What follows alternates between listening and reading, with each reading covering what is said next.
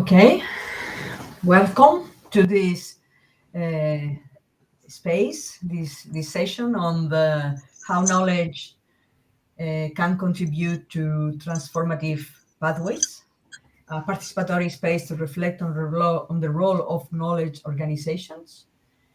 We are expecting some more speakers that probably are arriving from other spaces, but let introduce a little bit the topic of the conference. The idea of this panel is reflecting on the role of knowledge organization in producing an activated mechanism for a transformative knowledge. So for that, we have a group of researchers, managers in different knowledge organizations in Europe and Latin America. We brought together in a previous space to reflect on that. And then today we're going to share our thoughts and make hopefully having a fruitful discussion about us. Some of us will present some insight from the previous work, others will discuss. I will present everyone in due term. Others will also appear at the end to participate and to be involved in the discussion. So it's a lively space, and please feel free to type your message, your comments through the chat. We'll try to answer them after the discussions and having a lively debate among us. I'm going to share the slides. Just a moment.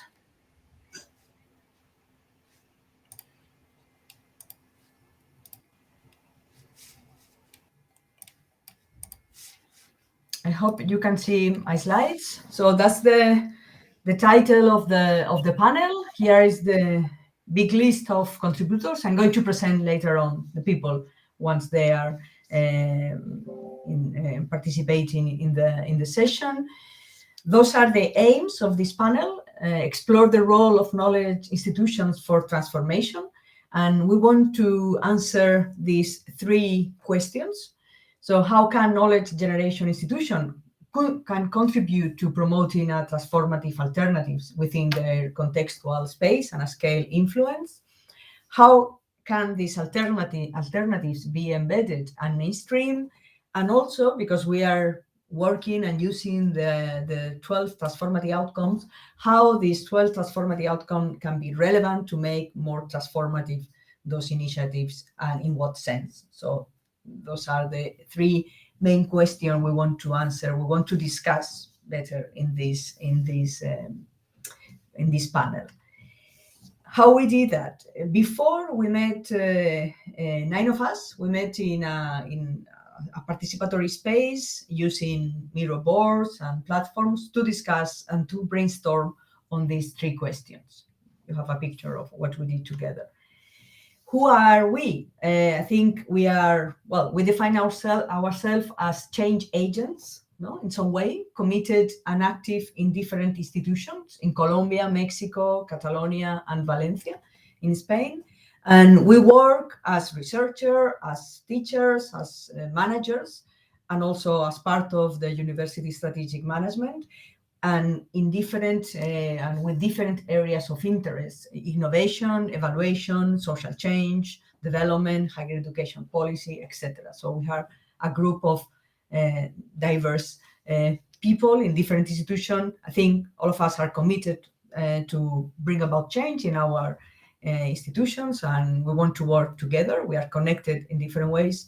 And yes, we came together and we had this first space of reflection. And now, today, we are going to have 20 minutes to present some insight on these three different questions. We want to say something about the question. Also, we want to discuss about what constitutes a niche in knowledge organization institutions, which is something that we found provocative and raise a lot of thoughts and discussion among us. And then we will have another space for 3 discussants to reflect on what we bring to this panel, and then the question and answer session open to the public. So go to the first question. So to answer this first question, how can knowledge generation institution can contribute to promoting transformative alternatives within their contextual space and scale influence? We did like a brainstorming. Here's the final output of our brainstorming, and then we try to group these different questions in some categories. And Ana Pallín, the next presenter, she will explain some of our thoughts about that. Let me introduce Ana briefly. She works in a prominent Catalan research institute named IRTA, the Institute of Agri-Food Research and Technology. And in this institute, she's in charge of the management of research projects. And also she's part, and she's working with some of us in a collective project named Share Agendas, with the aim of bringing transformative pathways inside our institutions. Okay, Ana, the floor is yours. Please go ahead. I'm going to show the next slide. Okay, thank you very much for inviting us to participate in this session. As Alejandra said, after this workshop that we organized, the first idea that we came to was that knowledge generation institutions should explicitly connect their missions to the problems and the challenges that really matter to society, and that they should recognize that these are weak and complex problems. They must also connect with the reality and the actors on the territory, and contribute to link this local perspective from these local actors with a more global framework, and also make their capacities more accessible to these local players. We also had the idea that these actors on the knowledge production sector, let's say, these institutions should adopt a skin in the game attitude in relation to these problems, and not just acting as external providers of knowledge, giving a diagnose or presenting evidences, but instead really engaging in the co-development of possible pathways towards transformation. The processes of transformation themselves have to be better understood by the knowledge generation community. Let's say we need to improve the transitions literacy baseline, because having this shared conceptual framework with the rest of actors really helps in the development of new narratives, and also to find more effective ways to contribute to the change that we are aiming. A better understanding of the problems that we are dealing with is crucial as well. And then that not can be done in isolation. We need new profiles and those new narratives that I mentioned previously, and we have to deal with complex problems. So we also need different tools and more systemic approaches, so that we have many different perspectives that have to be integrated and combined. So we definitely need to move from the way we sometimes address problems, or the way we understand problems, in order to help to these transition problems. Please, next slide. We also have, we highlighted as a very relevant issue that transdisciplinarity has to be identified as a key issue.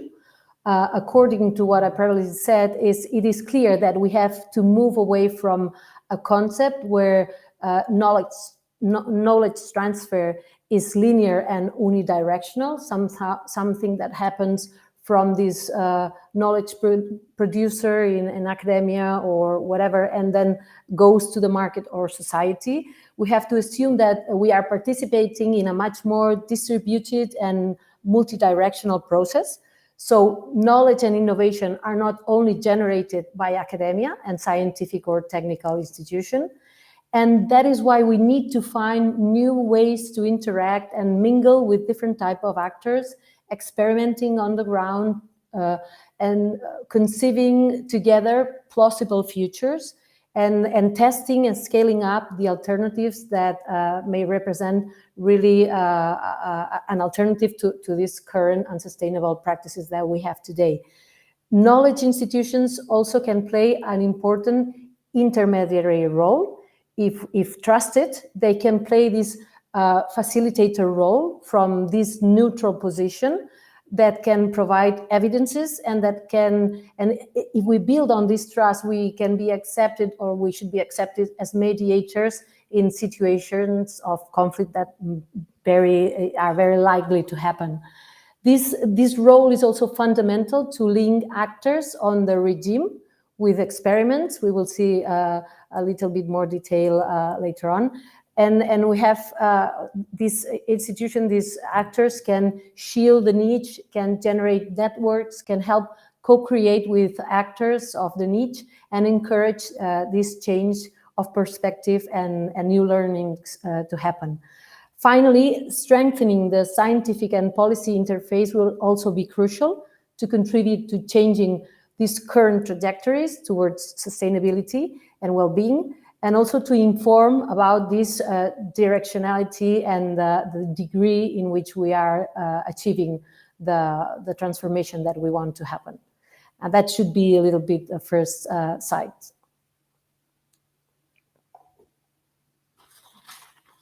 And our thoughts about the first question, and a more general approach to the role that knowledge organization can play for transformation. Here we go to the second question, and how the alternatives that the actors are enacting can be embedded and mainstream, and how those alternatives can be approached using the 12 transformative outcomes. Here is a picture of what we did together. We used the 12 transformative outcome and brainstorming together about different mechanisms that we are putting in practice, or we think that are relevant to bring about change. But before explaining this, one question that arose in our brainstorm was, well, but who is a niche? And this is something interesting that happen very often in the discussion when you are working with people in universities, in knowledge organizations. So who can be considered a niche? And then, well, we discussed, and then we came with this relevance of the attitude to be a niche. So for us, a niche is a group of actors. The niche space is populated by a group of actors that independently, where they act, are experimenting to transform the knowledge system in different ways, and can be actors from the civil society, from the private sector, the public sector, experimenting with new ways of knowledge production, but also can be actors of the mainstream knowledge institutions, universities, research centers, that are working in close collaboration with those actors, with the actors outside this knowledge institution, but also can be actors inside these mainstream knowledge institution, but trying to put in practice new governance arrangements, for instance, or like new system of incentives, new instruments to carry on experimentation. So can be actors inside the knowledge institution that are working with the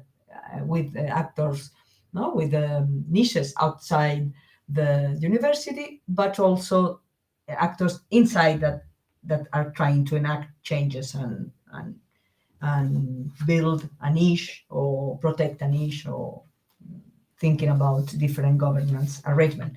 Okay, so that's all. And then let's go to see how the 12 transformative outcomes have inspired us to think about mechanism, to enact this transformative change. And the presentation will be from Carmen. Carmen Bueno, she's a researcher at the Ibero-American University in Mexico City, and Carmen has been part of TIPSI, of the Transformative Innovation Policy Consortium, since the beginning, and doing experimentation and bringing this insight into Mexico.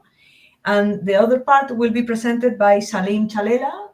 Salim is a manager, is a research manager at the Universidad del Rosario in Bogotá, in Colombia. And also she's the coordinator, the administrative coordinator of the Latin American Hub. And both Carmen and Salim will present our thoughts about the 12 transformative outcomes and this mechanism to enact change in knowledge institutions. Carmen, the floor is yours. Okay, thank you. As Sandra already said, analyzing outcomes can help to understand if there is an expansion in the scope of the niche or in the improvement in the quality or directionality of the process. So in this first slide, we present the 4 outcomes that build and nurture niches. The first one, learning, and we call it unlearning transformation literacy. That means that we can acknowledge the need to combine and hybridize different kinds of knowledge that allows a more systemic comprehension of problems. Also, we can move from a knowledge provider to an active co-creative participant in the solution of societal problems. And third, we can develop, it's one of our mission, to develop methodologies to foster second order learning. The second one, networking, integrates networks beyond traditional educational actors. We are doing that already, including non-traditional actors, for example, the jure participants. Universities also can provide tools and contacts that facilitate this networking. The third one, navigating expectations, support learning communities among niche actors, foster debate that can bring out tensions and couplings among different perspectives, and procure consensus that can evolve to enforce new rules. Finally, shielding. Shielding creates experimentation spaces where research is developed in collaboration with non-academic actors, such as the spaces as living labs, but also at the inner structure of knowledge organization.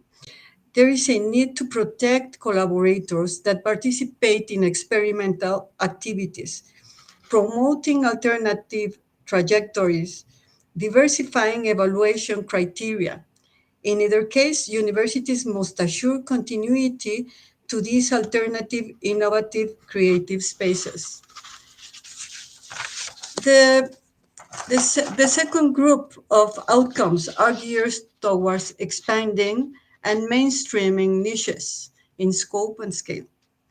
These outcomes demonstrate acceptance and credibility of practices and rules. So I'm going to present the first 2, and then Salim will do the rest. The first one is circulation. Knowledge organizations are strategic for the creation of programs and mechanisms to disseminate research results, as well as experiments in different formats. Organize forums, blogs to share experiences, and multiply learning spaces for capacity building on transformative innovation. For the second outcome of this group, universities can benefit from international networks and collaborative agreements to identify replication points, always considering context specificity. Salim, your turn. Thank you, Carmen. In addition to the transformative outcomes that Carmen mentioned, we reflected in the alternative that knowledge organization can generate to scale the niches. For example, experimentation labs can provide the strategies for sharing ideas and proposals supporting research and innovation based on inclusion, participation, and diversity principles. These principles can drive the adoption of new practices or meanings from people and boost transformative changes that is important for expanding the niches. the institutionalization of perhaps an incentive scheme centered on strengthening the links between academia or non-academic organization could create an alternative to generate new values about the impact of research to provide solutions for societal challenges. For example, rewards to academic or service activities linked to the non-academic organization that promote capacity building in the local context, trying to abandon the traditional metrics to support rewards or incentive in higher education institutions. Next, please. Mhm. Uh, we also reflected on alternatives for opening and unlocking regimes. Learning and unlearning provide a constant interaction between actors and in different levels through reflecting and reassessing the regime's rules, allows contrasting them with new alternatives and acquiring a deep comprehension of the systematic problems. It could be evidence of transformative changes for the knowledge organization. And it's very important to connect this kind of activities with a circulation of knowledge and different practice for the organization. Therefore, to change the perception of landscape pressures through activities that challenge the incumbents' perspectives about the system and the consequence that not acting in the way that societal needs. For example, what kind of inequalities and risks generate the rewarding system that actually the university have of knowledge production in higher education institution. And it's very important reflecting about the this kind of inequalities and the effects that they are having in the societal or in non-academic sectors. Finally, the stabilizing regimes request actions like abandoning strategic planning practices based on the institutional isomorphisms that standardize the assessment process, that do not recognize local context and capabilities. For example, replacing these traditional assessment practices with new frameworks promotes epistemic justice, for example, or responsible research and innovation, or knowledge transfer, circulation, appropriation, and use strategies with a way to have a multi-directional ways for knowledge transfer, as Anna mentioned before. So this is our reflection about the 12 transformative outcomes, and thank you.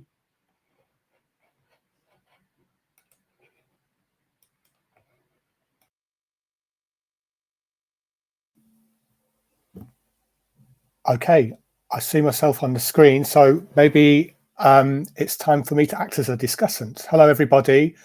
My name's Adrian Smith. I'm a researcher at the Science Policy Research Unit, and I'm not part of TIPSI. I've been involved in some activities in earlier phases of its development, and I've kept a kind of enthusiastic, supportive eye on it more recently, if you like. So I'm really grateful to Sandra for asking me to come and look through the slides and share some thoughts. And I'm also grateful to Anna, Carmen, and Salim for their summary of what you did last week in the workshop. And it's difficult when it's discussing, because I kind of agree with everything you've said. And I think actually one of the really valuable and highly unusual things in my experience personally with TIPSI is that it's a long-term project running over 5 years or more. From its inception, it's been a kind of co-produced activities. In other words, a lot of the things you're finding and recommending were kind of were built in early on and have been strengthened. And it's great to see that that's generating so much valuable knowledge and reflection. And I really encourage you to share this and continue disseminating it as widely as as possible, really, because it's I think for reasons I'll come to, it's still quite unusual. And I really like the way you're thinking about this as a sort of niche. And I really appreciate what Salim was saying at the end there about the kind of the regime and destabilizing the regime. And Sandra asked, well, who might be the kind of niche actors, if you like? And I'm just sort of, one thought or reflection here, it's a question, but here in the UK, 68%, I'm talking initially, I'm going to start to remain about university researchers, and I'm really appreciative of what you're saying, that you're talking about knowledge generating institutions or organizations or systems. There's different, sometimes you use different language, but I think using that to signify new forms of knowledge production processes that involve different mixes of organizations and new roles and so forth. And I think how to kind of build and construct that's really important. But what I'm going to say initially is about university-based researchers, if you like, which maybe conventionally and traditionally have been seen as knowledge generating places, whereas I agree with you, in fact, we tend to appropriate knowledge. Maybe we do generate some knowledge, but in terms of drawing on different experiences, codifying it in some way, reflecting it back to people, or providing forums for reflection, introducing it into training and teaching and so forth. But that builds on knowledge that's produced elsewhere by so many other organizations. And so I think the emphasis on transdisciplinarity and what it takes to become a transdisciplinary university is really important. Here in the UK, that's kind of increasingly recognized, but we have to also recognize that 68% of university researchers are employed on fixed-term contracts. Over 3,500 staff in UK universities are on 0 hours contracts. So there's a lot of insecurity of employment that I wonder must have some material effects on people's ability to work in these more transdisciplinary ways, for reasons I might come to in a moment. 86% of staff in recent surveys have been directed by their universities to mental health support because of workloads. 4 in 5 people reported not being able to manage their workloads. And then we have long-term structural inequalities in terms of pay differences and also status differences between different researchers in terms of gender, whether one's black or white, and whether one's sort of able-bodied or not, and so forth. So there are some real workplace condition issues. These are particular to the UK, and maybe the broader point here is that thinking about how your findings play out differently in different countries and different university systems and knowledge generating systems. But here in the UK, we're in a process of industrial dispute, and the union for academics was on strike late last year, and more strikes are planned to try and change working conditions.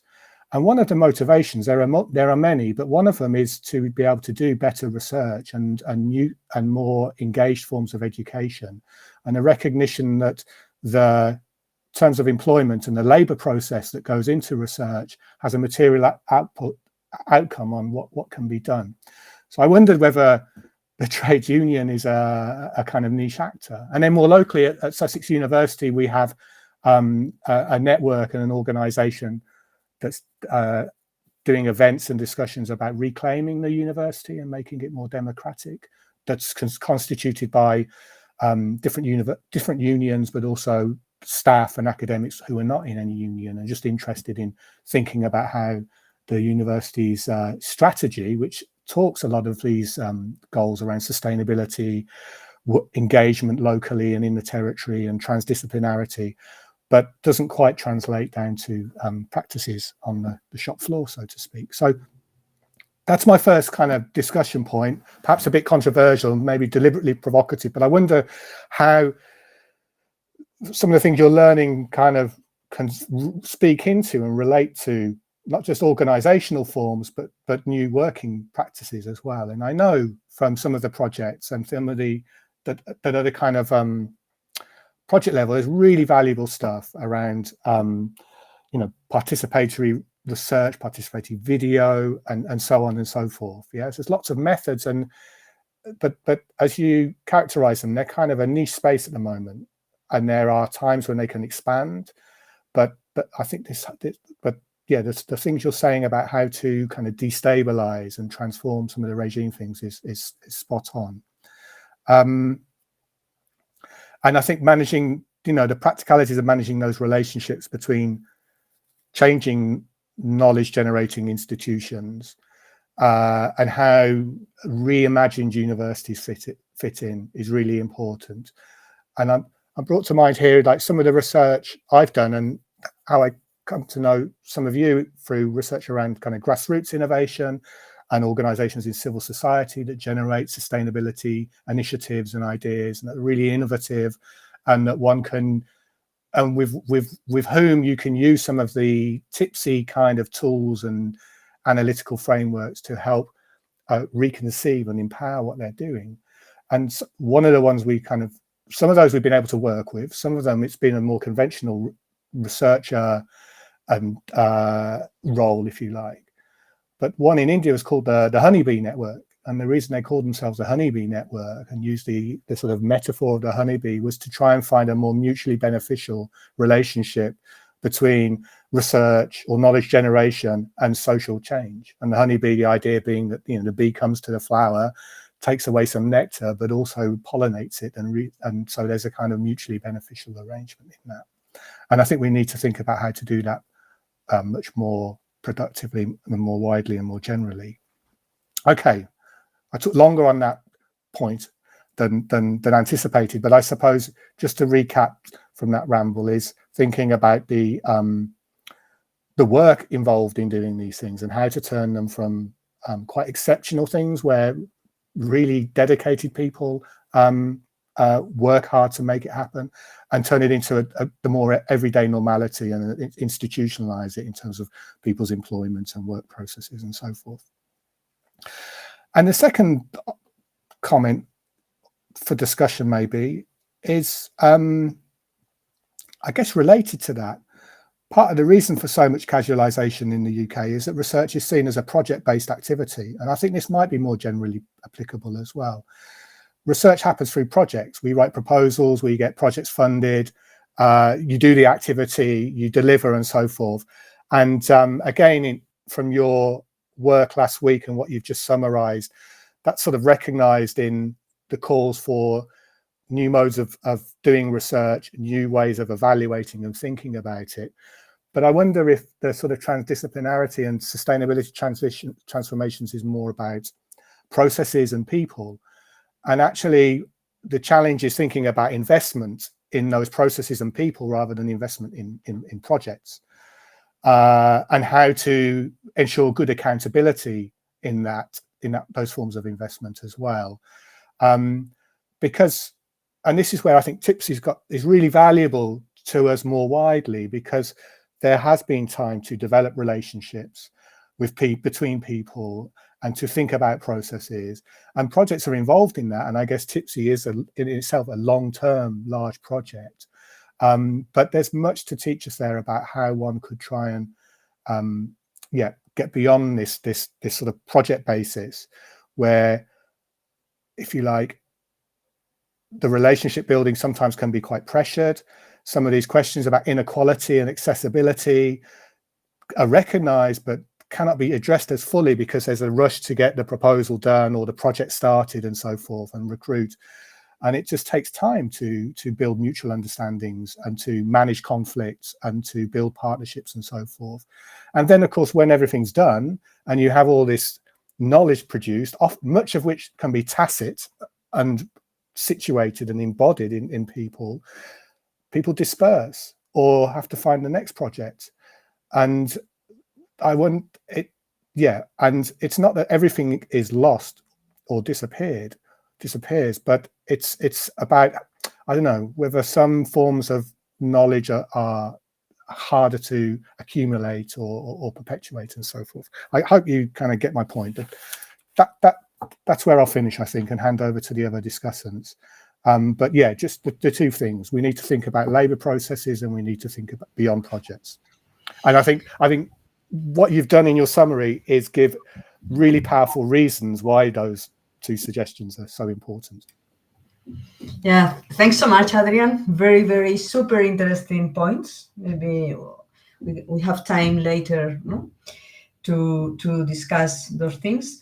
Well, I didn't introduce you properly. Adrian is a professor in SPRU, and for me, one of them super experts and with a lot of experience in working with niches and grassroots innovation. So it's a pleasure having you in this panel.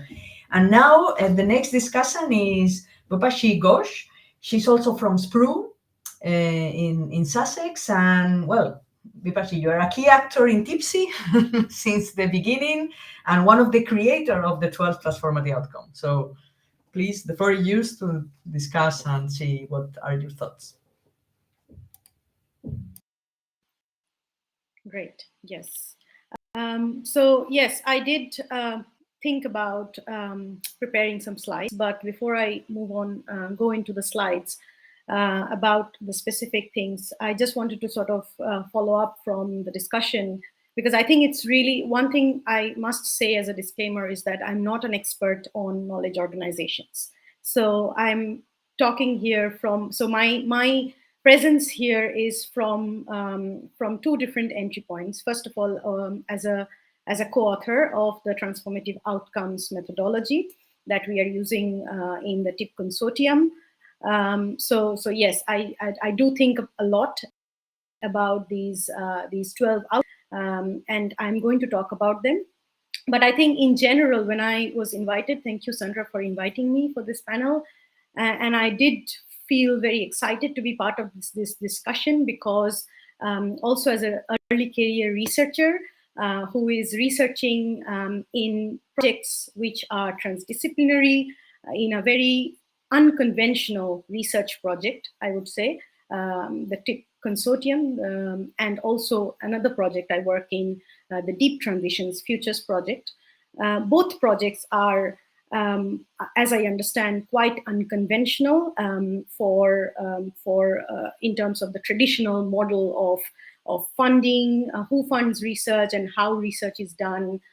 So there is a lot of sort of alternative, there's a lot of innovation and experimentation with how knowledge is produced and with whom and where, and all these principles of inclusivity and thinking of diversity and so on. So it's really a privilege for me to be part of these two projects right after I finished my PhD. I did my PhD in SPRU, in the same institute I'm in at this point. But I always kind of wanted to be part of something, because I also was very intrigued to be, and I will introduce my background a bit because this is really important. So when I was studying, even before my PhD, I always felt that education is something not exclusive, or education and activism are not mutually exclusive. So they can come together. So I was always kind of an activist while I was also, doing higher education and pursuing my research career. So I feel from that point of view, when I kind of stepped into the research career after my PhD and had the privilege to be part of these two research projects, I thought this is really a good opportunity for me to also apply my research, my theories that we are developing, such as transformative outcomes, to reflect on our positions as transdisciplinary scholars, and also our positions as early career researchers who are still, struggling with a lot of challenges in kind of putting our trying to contribute and in order to become established in the field. So I think I speak from that perspective a lot and I think about that, those challenges and issues, about my positionality as a researcher in a very emerging field, and where that puts me in terms of my career as well. And also a lot of us who are working in similar sort of alternative, different kind of research projects and topics. So I think that's really something that I think about, and it's really a great privilege for me to be able to have this this platform to think about knowledge organizations and the role of universities, especially in nurturing this sort of alternative spaces, and also giving us the space for finding our finding skills or redefining us, rediscovering us ourselves in being able to mix that sort of education and activism. So, but in this presentation, what I'm going to really talk about is that we talked about the alternatives, and I think has been discussion about transformative alternatives and what that could be for knowledge organizations. But from the perspective of how to, if there are niche alternatives, how to really embed them and mainstream them is something that I particularly would be quite interested to think more deeply about. So using the transitions theory or using the methodology of 12 transformative outcomes, we did develop specifically four transformative outcomes, which are about expanding and mainstreaming niches. So I'm going to really go slightly deeper into these four outcomes, which are about upscaling. So how do we upscale, which are about replicating, it's about circulation, and the fourth one is institutionalization. So I think the transformative outcomes really give the opportunity really talk about embedding and mainstreaming some of the alternative practices that are emerging in different knowledge organizations, knowledge practices. So to talk about scaling in the first instance, I think, and I will perhaps repeat some of the things that Carmen was talking about and Salim was talking about, because I do resonate, a lot of their thinking in a lot of the discussions in the previous workshop does resonate with me. When thinking of scaling, I feel there is an importance of, so when you have these alternative practices, or when you have these different sort of research projects or different sort of initiative to embrace transdisciplinarity for sort of thinking of real world impact, often what we see is that these projects are quite small and these are quite sort of constrained. So I think one way to think of embedding and mainstreaming is to think of upscaling.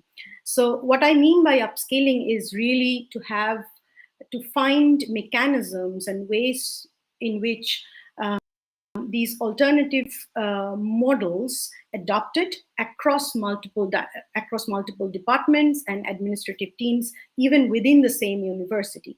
So again, if I'm thinking of the university, there can be multiple. Of course, there are multiple sectors. So I think it's also a bit confusing to think of the university as one actor, because I feel there are multiple actors working within a single knowledge organizations at multiple levels.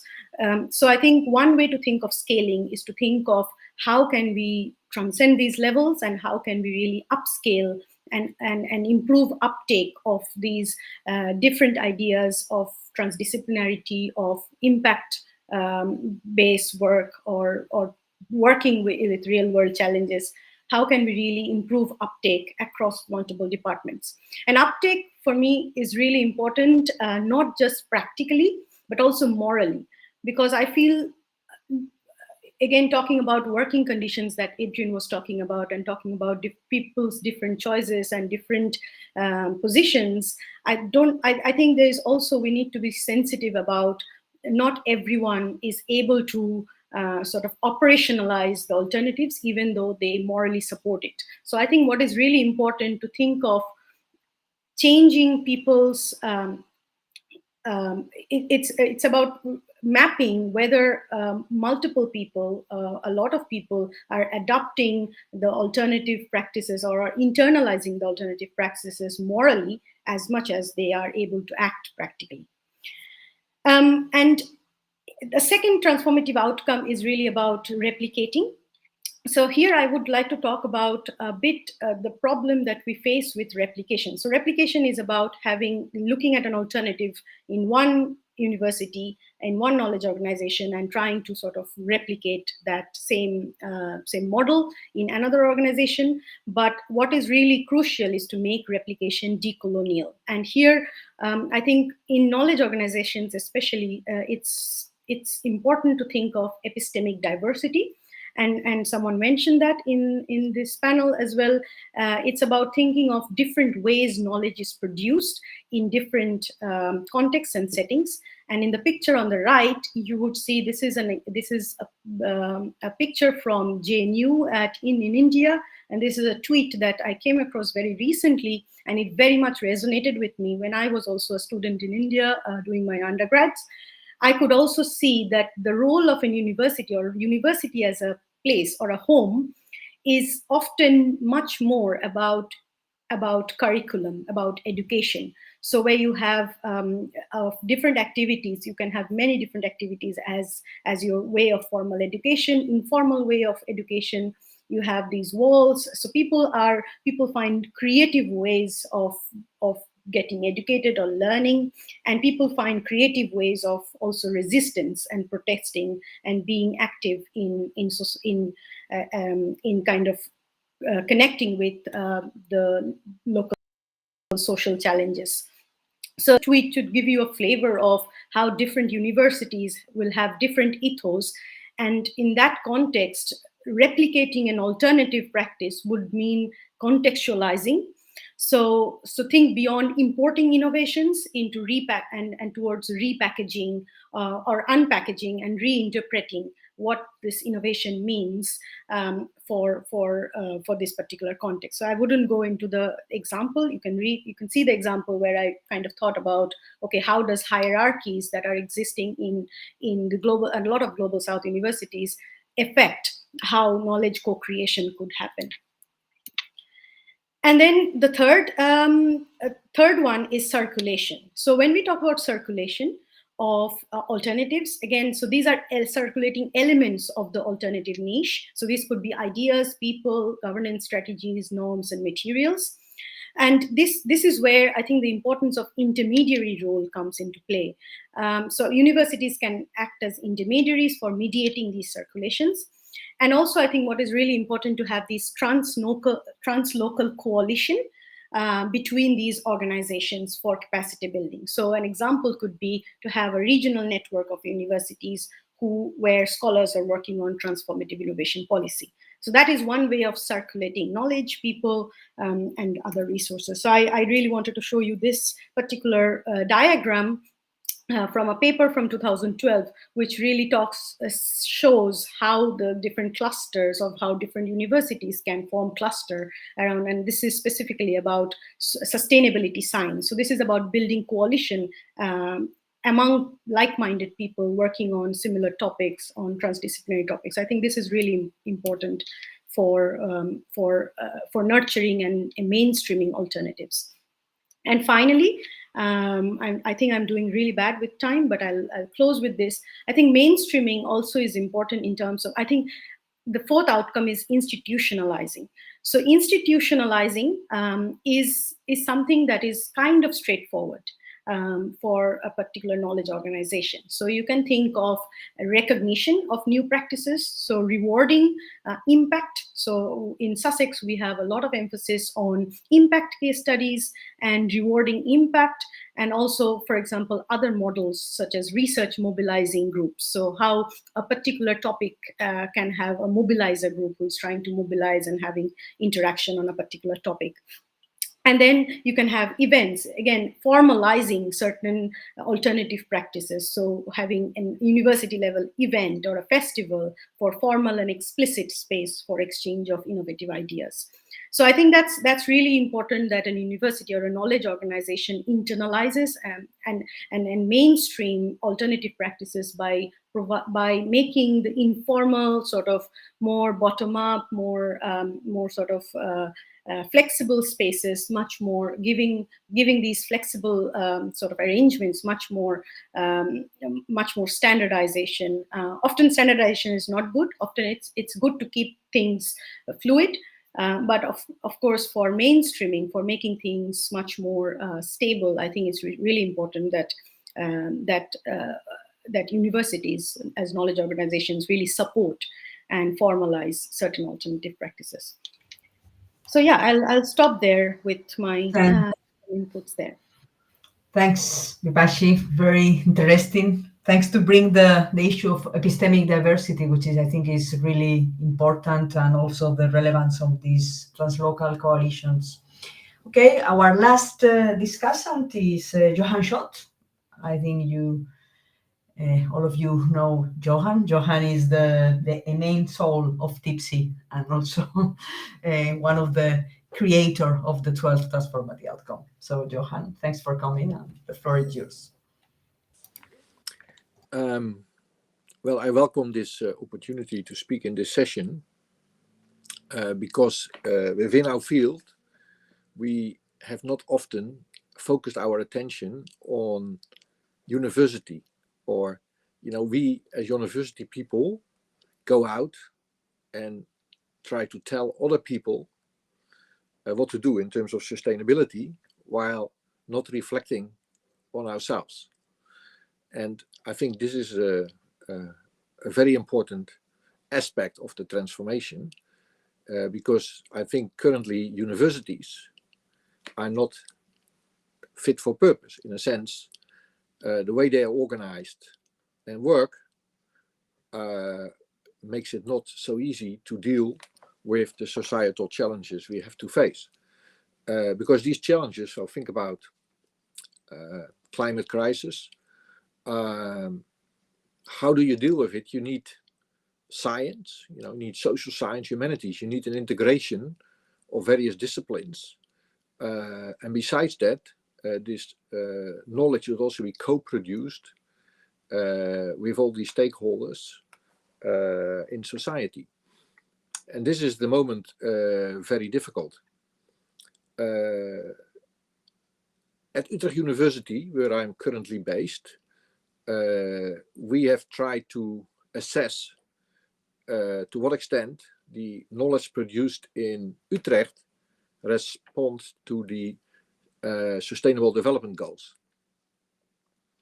And to some extent it does. You see, through a certain method, we looked at all the research and did a mapping how the research relates to the goals. And you can see that there is a growing development. So Utrecht research is for example, doing more on the climate crisis.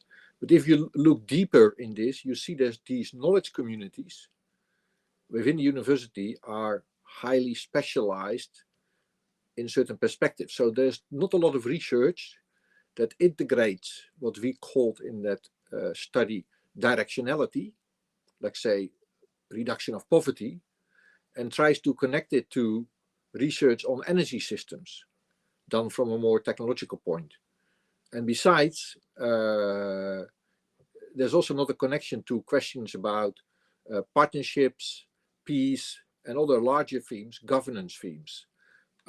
Yet, we were able to identify a number of research communities within the university working on these crossover topics, but they were not in the center, they are more at the fringe.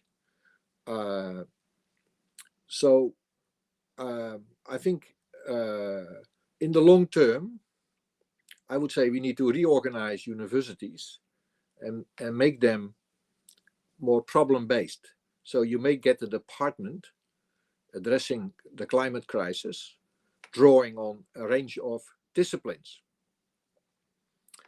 But we are far away from that.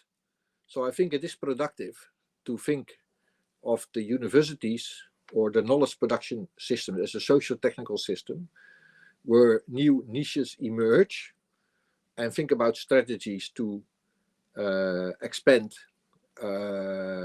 these niches.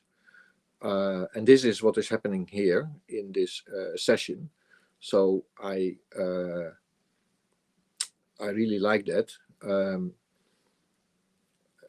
And the question is, of course, what are the next steps? How can we improve? And here the labor conditions mentioned by Adrian are, of course, also important. because this is long-term process. So we need a stable collaboration within universities for people. Another aspect is that in universities there's a lot about individual attribution, while a lot of the research is based on teams. So I think the whole rewarding and promotion and career development should be more focused on a collective level instead of on an individual level. And we should, I think, also integrate education, research, and impact much more, and not see them as separate streams. So can the transformative outcomes help? I think they can, because they can be a tool applied to all of our institutions to do assessments and then provide input in a bottom-up process of discussing and reflecting on the knowledge production in the university. And what I sometimes find difficult is that a lot of us professors, they point at the incentives that makes it very difficult to change. But on the other hand, university is populated by us, professors, young scholars, PhD students. So we can, and we have in a way, a position of power to start to work differently, instead of just pointing to, the university structures and saying there's no space for acting. I think there is a space for acting, and we should all work on this. And I think, and I hope that the future knowledge infrastructure we want to develop will support all of us in this process. So I hope that this knowledge structure can assist in this process. Thanks, Johan, for bringing us, the relevance of our agency, agency to transform the system, the socio-technical system in which the university is a main actor. Well, can I ask to bring all of us on the stage, Kasia? All the discussants and the speakers and all of us, and have like a conversation. Let me start with the question posed by Adrian about the materiality, the working conditions, what happened, and how this condition can inhibit the agency that Johan was saying, at the end. Who wants to answer? We have here Diana Velasco. Diana is a research fellow in Ingenio in Valencia, in Spain, and also is the academic lead of this conference. Maybe, Diana, you want to say something about the question posed by Adrian? Yes, just a short comment, because I kept thinking about working conditions and transdisciplinarity and niches that were kind of also part of our workshop and the things that we were reflecting upon. And I'm thinking about what is the situation within the knowledge organizations, because there are many power imbalances, between the executive leadership, the ones who take at the end the decisions for early careers or even senior career academics or researchers, to actually go ahead and do transdisciplinary projects. So basically, there are many times where even when through projects, through networks, through different engagements, researchers want within their institutions to engage in meaningful projects, it's almost impossible because of the kind of workload in teaching, the incentive structure. Basically, if you are not teaching, you should be doing research, and then you should have papers. And if you don't show that, you won't progress in the tenure track. But kind of the transdisciplinary engagements and that valuable work with communities that takes time, Adrian, and it's true, like Tipsy, like these projects, because building trust take time. are not rewarded. And that is related to agency and epistemic justice, because even being myself part of a kind of executive leadership in other part of my career, I saw how researchers are many times struggle, like kind of working with communities and kind of promising things that they couldn't deliver afterwards, you know? And then you have there a problem of kind of opening expectations that cannot be delivered because you don't have the means within your organization to take, like, to deliver at the end. So that takes me back to a question perhaps to Adrian, Bupashi, Johan, related to one of our discussions related to niches. Like within the knowledge organizations, you can build niches, like kind of an attitude to something different. But many times it's very difficult because you don't have the support even within your organization, and you are like on the border. So what would you think that are good strategies to shield those initiatives and try to engage or destabilize that executive leadership that it's most of the time very traditional? Before answering, can I leave the floor to Carmen? Carmen, you want to say something about the inequalities, conditions? Yeah, And I want to make an integral comment. I really appreciate the three very wise comments on what knowledge organizations can do. And what I really feel, I was thinking, there are lots of challenges. And all the three commentators are addressing something that is inclusivity, but at different levels. No, for example, I like this epistemic diversity. What is the challenge of decolonizing Western knowledge versus traditional, tacit, local knowledge? Well, there is a challenge, a very important challenge, because uh,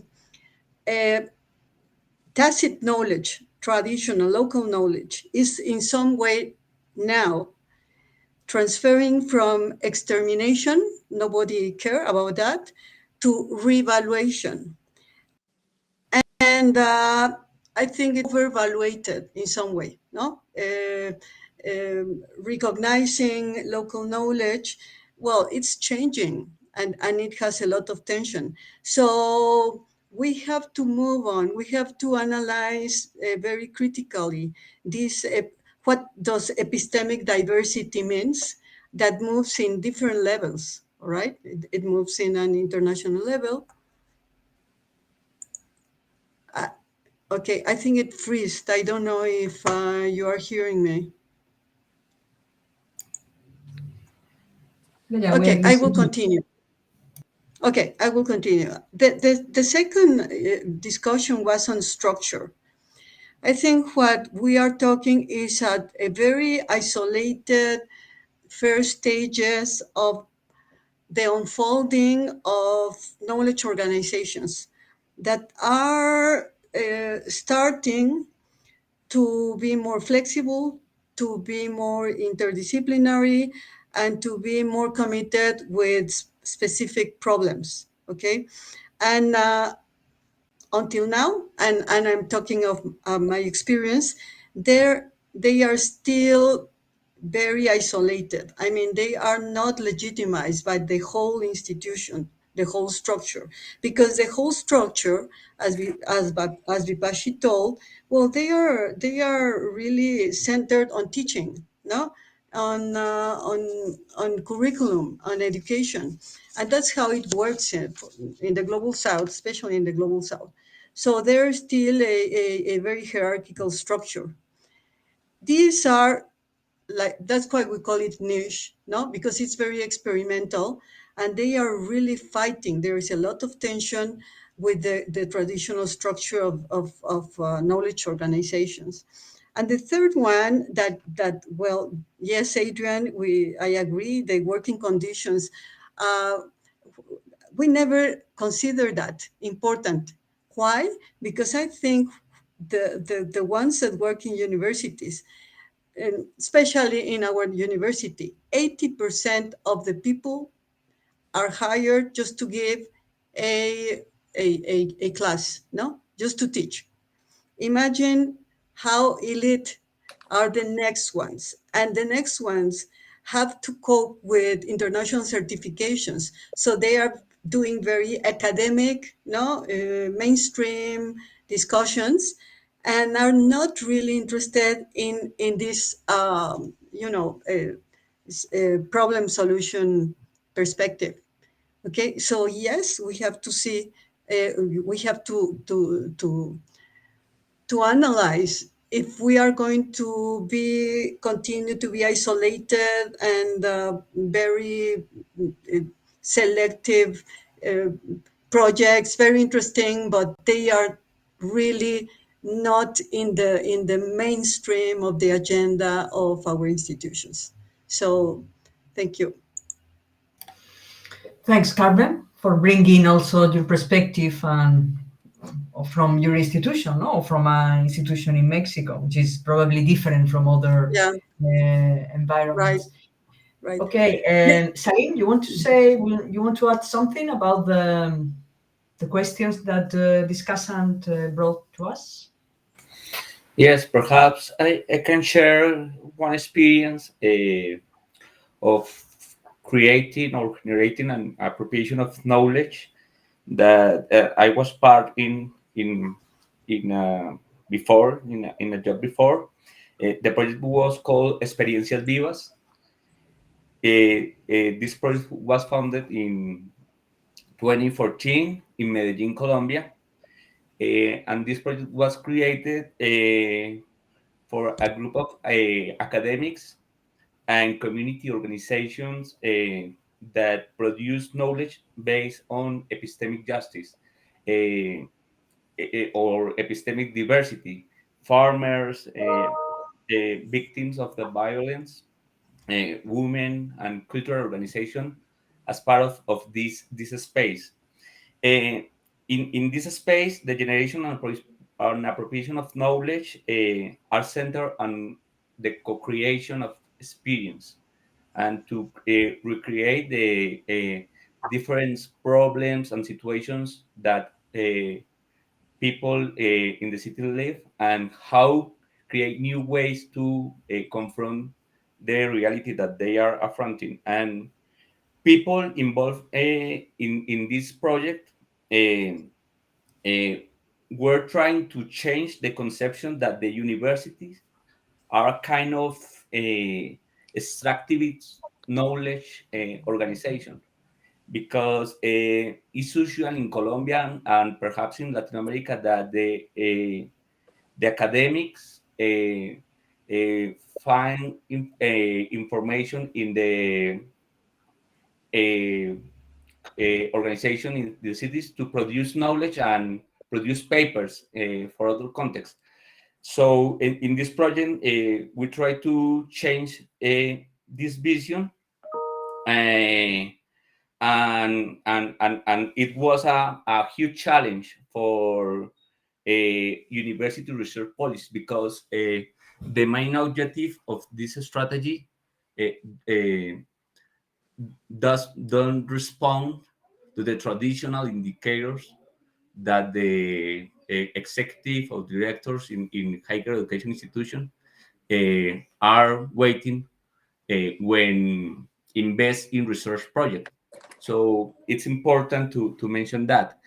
And 6 years after, or 7 years after, this project has derived a learning from how to comprehend or a better comprehension about the relationship between research activities and mission of the university, and what kind of research the university can drive based on the capabilities or the mission that the university was founded. So it was a big learning to change the way that this university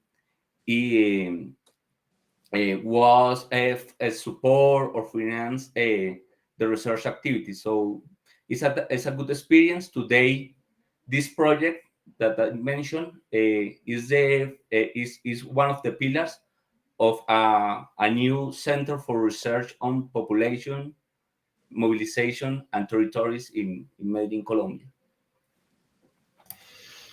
Okay, thanks, Salim, for sharing your experience in Colombia. And before going back to Adrian, Johan, and Bikashi, and I was reflecting on the point that Johan said about the bringing together research, teaching, and impact. No, you say, okay, maybe here our network and Tipsy network, we tend to focus more on researching. But the reality of many knowledge organizations, as Carmen said before, many of them are based on teaching. No? The curriculum, the big efforts and the big money, and many people are working on teaching. Also, they are researching, but teaching is one of the main activities that we are doing. So you say, Johan, we have to transform and think in curriculum that I think you said problem-based curriculum or something like that. No, so curriculum that are based on real problems, on real challenges, and this is something that in Catalonia, in Barcelona, they are trying to do in the Universidad Autónoma, the Autónoma University. They are trying to change the curriculum to address challenges of the local environment in Barcelona, close to the university. And I think it's a very good strategy because they are working with students, they are working with lecturers, they are working with trainers of lecturers, so people that are training people that teach, also researchers, of course, because we have this double side. So I think in Tipsy or in our discussion, bring more about teaching is something important, and also open a new space, no, of collaboration, and maybe it's allowing us to get in contact with other people as well, with other group of people that normally are not in our conversation. And also they have direct links with students that are another part of the transformation. So transformation, students can be actor of a niche of transforming a knowledge organization or transforming the way in which knowledge is produced and diffused in institution. I think so. I think students should be relevant actors in that. So linking more teaching in our thoughts and in our strategies. In fact, in our presentation, teaching is not present. So in our previous discussion last week, we spoke a lot, but about the incentives, about researching, but not so much about teaching. That's true. So I think, in my view, we have to bring more the teaching perspective into our discussion. That's a thought I want to share with all of you. Okay, Adrian, you want to say something about our thoughts, insights, whatever you consider? I mean, one thought is to recognize that when the people we might collaborate with have challenges in their organizations as well, and in thinking about in more transformative knowledge production, sustainability transitions processes, you know, the people in the civil society organizations or the entrepreneurs or the business units and the policy departments that engage and come into these events, if we think about it more materialistically and in terms of labor, they also are kind of going beyond the norm, if you like. And so that's one thought. And so I think then it's just important to just appreciate and recognize that, and to I don't know, find sort of solidarity, if you like, in what's being done that's sort of the norm. And I really appreciated, so I really appreciate what Yo was saying, that actually, you know, there are spaces and processes, and you can do that. And it's Tipsy and what everybody here is a kind of testament to that, I think. My points were like, how do we make this normal? You know, how do we get investment of value production that's involved here? Yeah. And I think everyone's made some great suggestions on how to do that. I also really appreciated what Bipati was saying, and that was said in the presentation around the more kind of epistemic or plurality, justice, and things like that as well. And maybe the challenge is bringing these two, I don't know, observations into some sort of alignment, really. Yeah, so that those are my only kind of reflections on what people have said. Thanks, Adrian. Babashi, you want to say a word? Yeah, well, yeah, there's a lot of thought and a lot of thank you for the second round of reflections. I think that was really, that gave me more ideas. But yes, I would like to sort of, so there are a few things that I wanted to sort of ask question and perhaps comment on. One thing is that when we think of knowledge and knowledge production in universities, and also teaching, this relates to teaching, because I have been in universities in the global south as well as in the global north, and I have seen how they are obviously very different in terms of practices, knowledge practices. And one of the challenges in the global south is that indeed teaching is not research led. So the idea of research led teaching is something that is kind of, I realized it when I came to Europe, because in the global south, I feel there's a lot of emphasis on an education and how that connects to the job market.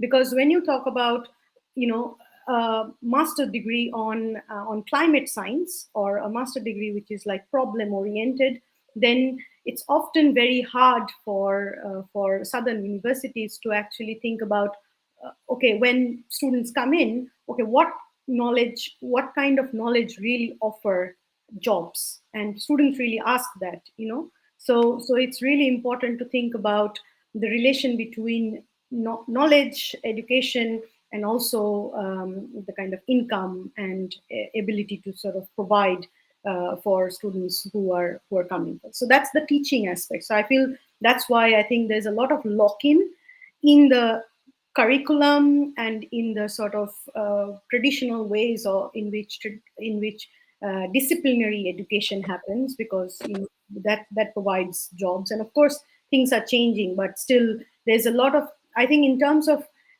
I think the question that Diana posed, I think how we can change knowledge practices and what will really incentivize regime actors, to so to speak, to actually think of opening up, think of embracing alternatives, is to think of how alternative knowledges can connect to making a clear connection between alternative knowledge production with the sort of post education, and what it provides, what's the output, what it provides to the researchers. So not everyone is going to stay in education.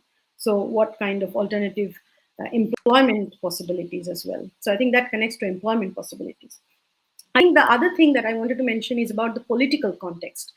Again, I think education is quite constrained in terms of not just geography, not just culture, but also, you know, politics and ideologies, and how in some cases political institutions can really dictate and determine what kind of knowledge is produced in even top tier universities. So even as a researcher, you might feel quite constrained, and you might be encouraged to research certain topics because it provides more funding, or it provides much more sort of flexibility to you, especially at an early career level where you need that support. So so what I'm saying is, obviously that there is a lack of safe space, and there is a lot of challenges that early career researchers face in terms of what kind of research that they can pursue, and what kind of I guess political context they are living in, and what that offers. So it's often very hard to break out of that context, not just culturally but also politically, and what that means. Yeah, I'll leave it to there. I think that's Thanks, Babashi. Johan, you want to make a comment or react? Yes. Can you hear me? Okay. Well, I want to come back to the issue of agency. For example, when I'm working with PhD students, as a supervisor, you can say, okay, this is the academic track. You need to publish. You need to, so given a kind of traditional career development, you can also say, forget about the traditional incentives, do what you want to do, and focus more on these interdisciplinary endeavors. Then, of course, as a supervisor, you're a bit afraid to do that because it may hurt the career of the person. But I think we should somehow get rid of that fear,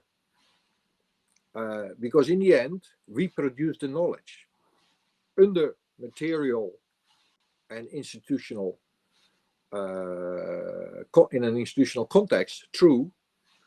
But if we mobilize ourselves and work differently, I also think it's a bit, we need to take the courage, and we should stop saying to young people, you have no future if you do not follow this and this and this, because that is reproducing the way of work, the way we're working. Okay, of course there is a risk, so we have to be honest, there is a risk here involved, but I also think that universities, well, some of them that I know are starting to change, are asking new questions. Certainly my university in Utrecht, they are completely rethinking promotion, focus on teamwork. I'm not saying that everything is good and pleasant. I'm saying we have allies in university context, and perhaps we should become more proactive ourselves, in fact. Perhaps I'm too optimistic, and I recognize I have an age and I'm in a powerful position, so it's easy for me to say this, all of this. But I think yet I do think this is important. I agree with you, Johan. I think we that have an age should have this proactive and try to reinforce this kind of practices. There are two questions on the chat that maybe some of you want to answer. One is about the transformative outcomes in general, and says, Miriam said, I found the introduction of what I thought has a more materialist dimension of analysis by Adrian really stimulating. To what extent the transformative outcome can help us unveil the relationship between the transformation we are aiming and the conditions in which they are interwoven?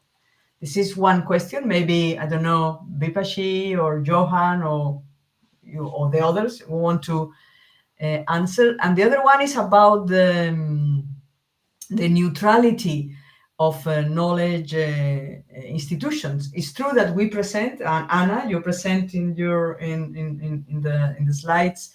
No, you highlight we highlight together when we had this workshop the neutral role of institutions.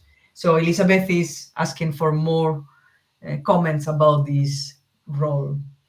So who wants to answer? A thought about the power of transformative outcome to unveil the conditions? Well, I can quickly say that this is indeed conditional and contextual. So all the transformative outcomes, the 12 of them, they can play out differently and they can be operationalized very differently, as we see in the consortium. How the transformative outcomes work in South Africa could be very different from how it works in Sweden. And that's what we are sort of trying to also compare and learn from how. So because transformative outcomes are concepts, and these are sort of your tools that you can take and contextualize in your context, and of course the conditions that they are under. So yeah, of course, and how you understand transformation, where transformation takes you, is really contextual, and where it depends on where you start from, right? So, and what are the conditions are there. So indeed, it hopefully it helps, and but we are testing it. It's still a framework and we are testing it. So thank you for that question. And also, I think we can bring other tools, no, and other interpretations, and other, no, to explore more the transformation processes that are named by the transformative outcomes. So you can combine also approaches. No?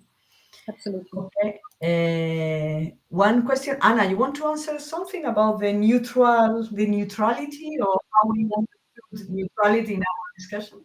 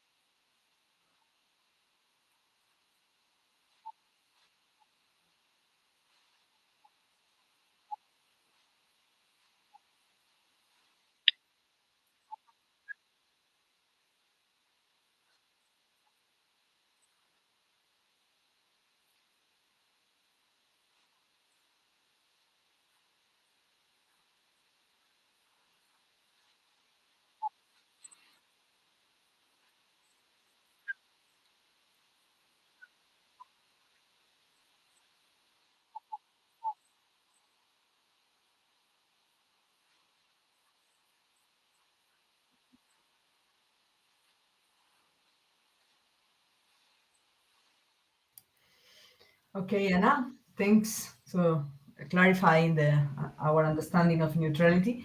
We have 2 minutes left. Any last comment from any of you? Something that you want to share, or no? None of you? Well, so I thank you a lot, you and the people on the chat.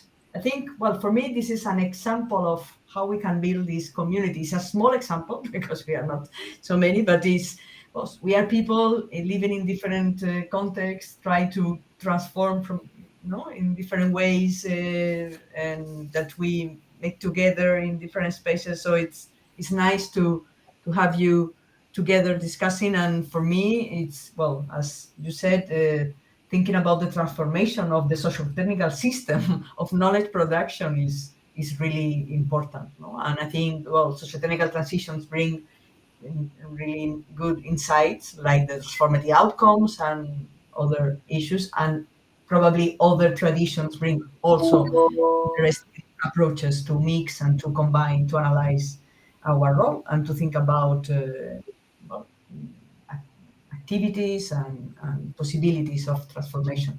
So thanks a lot. We are going to share the slides. No, we can share the slides, and the record will be on the program, and also the slides that we use. So thanks, many thanks. Bye.